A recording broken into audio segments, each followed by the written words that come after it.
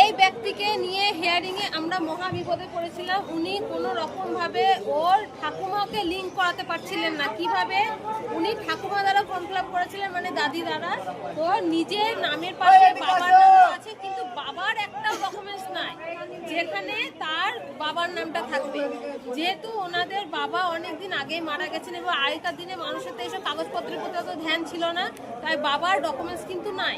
তাই ওনার নিজের ডকুমেন্টস আছে এবং দাদুরও ডকুমেন্টস আছে, অথচ বাবার একটা ডকুমেন্টস নাই যেখানে বাবার বাবা থাকবে, দিয়ে দাদুটা প্রমাণিত হবে। দিয়ে শেষে কি করা হলো?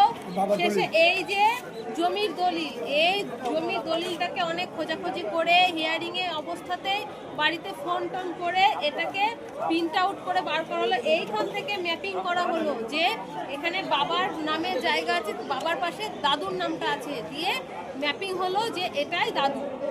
অনেক ঝামেলা পরে একদম শেষ মুহূর্তে ওনার ম্যাপিংটা কমপ্লিট হলো। তাই আপনাদেরকে বলবো, যার দ্বারা লিঙ্ক করেছেন সেটা অবশ্যই ম্যাপিং করে নিয়ে যাবেন। মানে আপনার নামের পাশে বাবা বা মায়ের নাম, তার পাশে আপনি যার দ্বারা লিঙ্ক করেছেন তার নামটা অবশ্যই এইভাবে স্টেপে স্টেপে কিন্তু ম্যাপিং করতে হবে।